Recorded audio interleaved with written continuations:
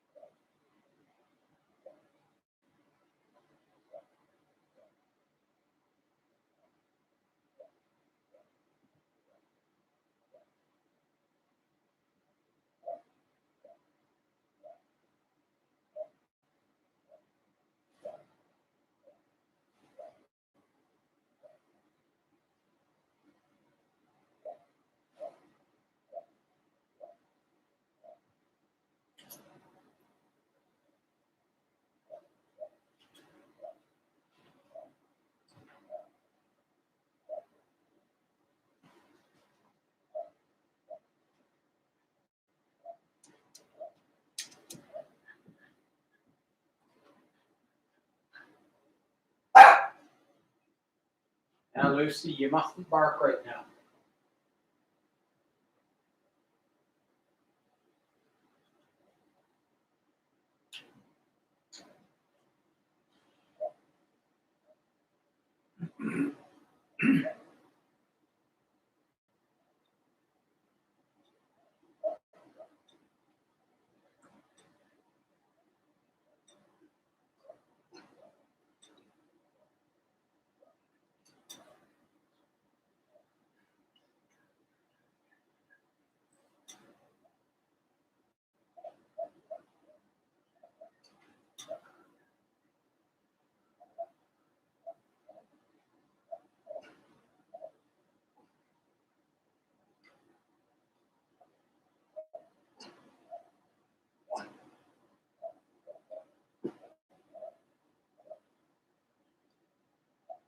Well, welcome back. For anybody who's arrived a little bit early, we're going to start in a little under a minute. It's good to have you here, and God bless you.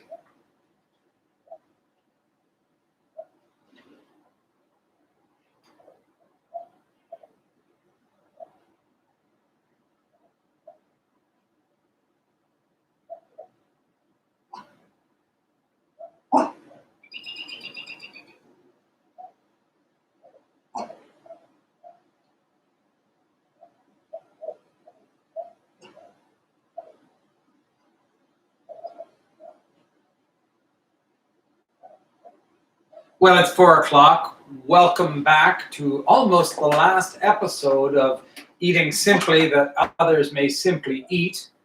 This is the last actual Tuesday in Lent, but I figure that I'll still do another show on the Tuesday in Holy Week, and likely I'd like to do some sort of a special Easter one that moves out of the simple eating into doing something fancier. Unfortunately, it seems that Lucy is wanting to add to the show a little bit tonight too. The recipe I want to do with you tonight is one that I've known at various points in my life by several different names. It's quite commonly called poor man's soup. Certainly my grandmother always called it stone soup because it gave her an opportunity to tell that wonderful old story of stone soup.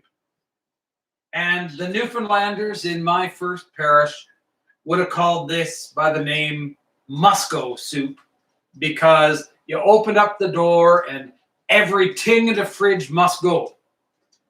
It's one of those soups that doesn't really have a recipe at all, but where anything you have can be tossed in and will only improve on the flavor. Now, from the start of Eating Simply That Others May Simply Eat, one of the things we've been aiming for is to save money so that we can give it to help to feed those who are vulnerable. And last week I had a conversation with Avalee Kyle, who is very, very involved in the feeding ministry of Lunch by George at St. George's Cathedral. She told me some very staggering statistics.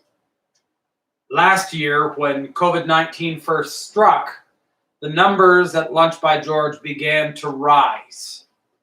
We transitioned to feeding takeout meals, but at this point in March last year, they had served 557 meals. At this point in the month of March this year, the numbers are well over 1,100 meals, because those who are vulnerable but who are just making it need only one crisis to fall into trouble. And I don't think that those numbers for Kingston are any different than the numbers that we would find in any feeding program anywhere we wanted to check. And so I would just invite you, as we continue through this journey of Lent, and as you consider the ways that you might have saved a few dollars, I'd invite you to look for a food security program in your community where you can give something that will make certain that others can eat. And in terms of savings this week, I've actually set aside $10 to put into the jar, because there are a number of things that I've saved on. Certainly, one of the best things that we can do to get control on climate change is to cut back on our use of meat. We do love our meat, and I am guilty as anyone. I really am a carnivore. But by simply having a few fully vegetarian meals each week, we can make a huge difference. And this meal will be fully vegetarian. And I don't have to tell you that when you cut the meat out of the food budget, there's a considerable savings. But I also always strive to have as close as possible to a zero waste household. And in terms of this meal, if I had gone to the store to buy broth to put into this soup, 2 containers of vegetable broth would have run about $7. But whenever I'm prepping vegetables, as I did with all of the vegetables for this soup, I always take the trimmings and put them into a bag in my freezer. And when that bag is full, I throw it into the pressure cooker and I create my own broth. And then when I'm done cooking all of that flavor out of those trimmings that we wouldn't necessarily want to eat, then I take all of those clippings and I throw them into the composter so that they can be returned back to the land to produce once again. So between the two, I believe that I have saved about $10 on this week's dinner. And so I'll add that to my jar. Now, to make my stone soup, I feel that, like my grandmother, I have to share the story with you. There was a very wise man who once decided he wanted to head off on a journey.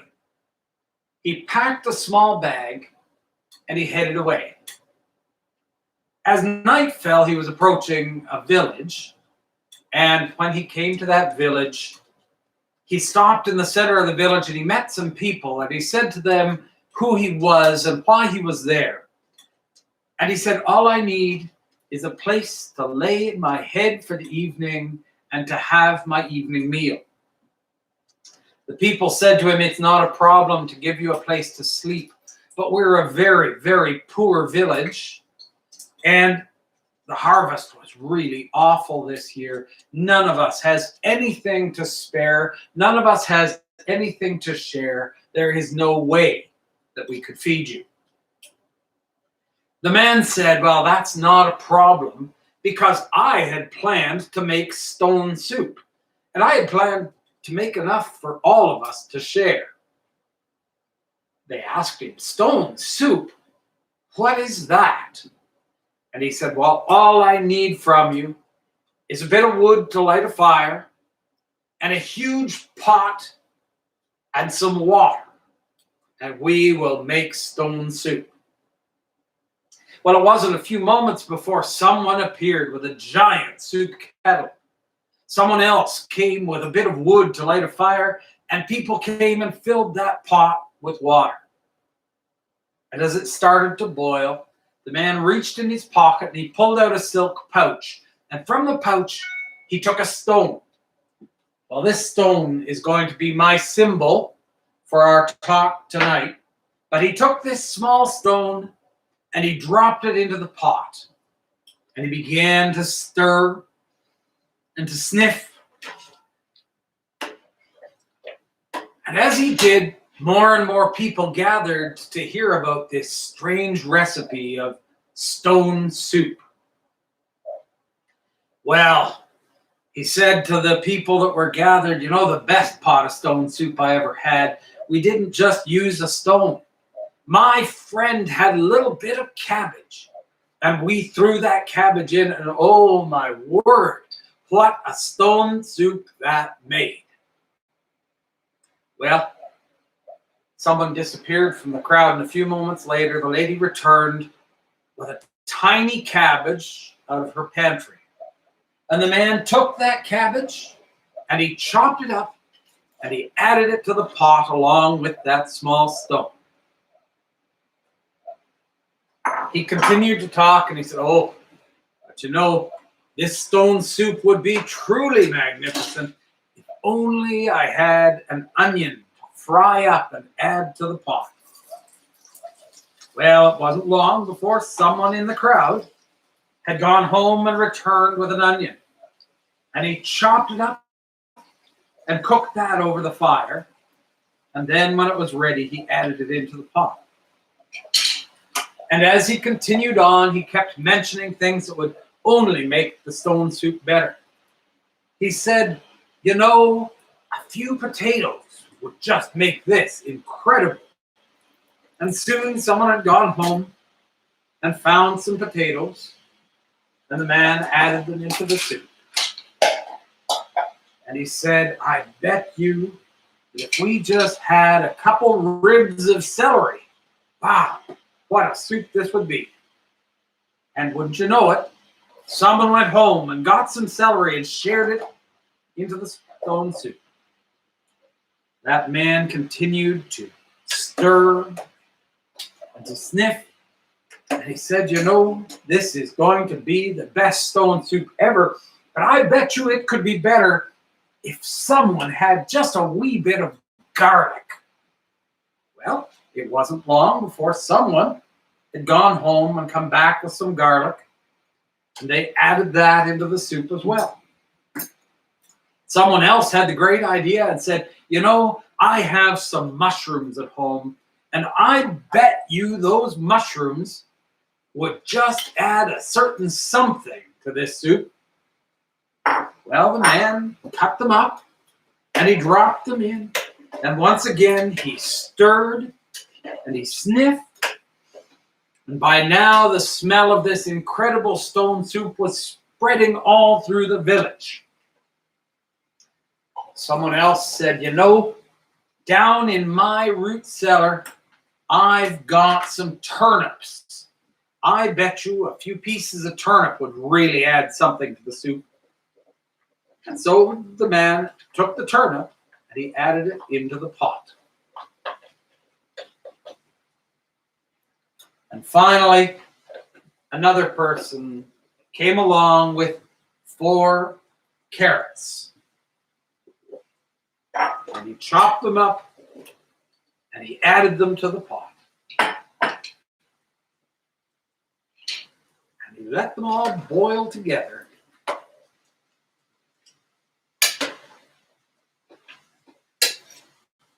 When mealtime came and the soup was ready, all the people gathered round, and the man shared with them the most remarkable meal of stone soup. Well, the mayor of that village came back to the man who had made the stone soup, and he offered him an incredible sum to buy the magic stone that had made such a wonderful soup. But the man wouldn't sell it. And the next day, as he was packing up to go, he stopped where some children were playing along the side of the road. And he took the little silk pouch from his pocket and he gave it to the smallest child in the lot. And he said to the child, it was never the stone that was magic. The magic was when we all came together and shared. That story always makes me think of the story of Jesus feeding the multitude in the wilderness. What seemed like hardship, what seemed like there could never, ever be enough. A few barley loaves and a couple of fish to feed thousands became an abundance when the community came together and when someone was willing to share. Unfortunately, even though I had pre-boiled my broth and pre-prepared the vegetables, there is no way that this stone soup will be ready during the time that we're on with this broadcast. But I'm going to go through the sandwich, which is really a very simple sandwich. And I'm going to talk about a couple of other things before I finish up here.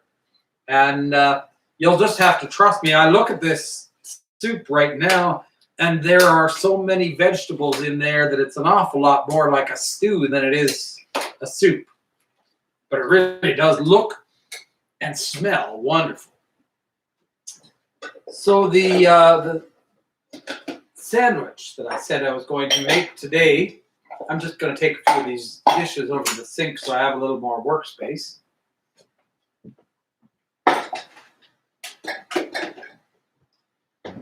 I had said that I wanted to make an egg salad wrap, which is something my wife always really enjoys.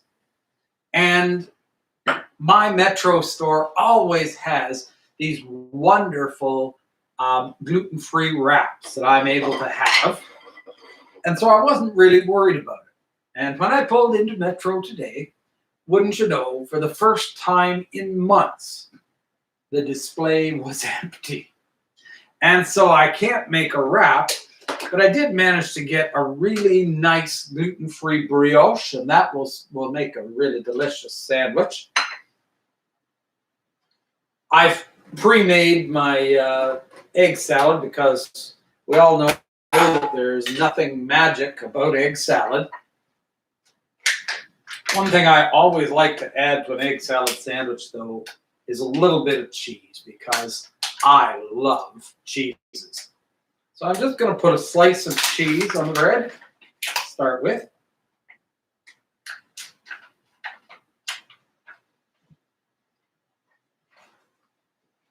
And then a good, healthy amount of egg salad.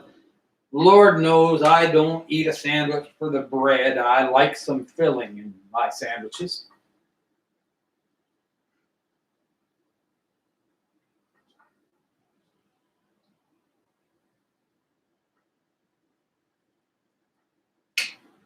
This should be a really delicious, very simple sandwich.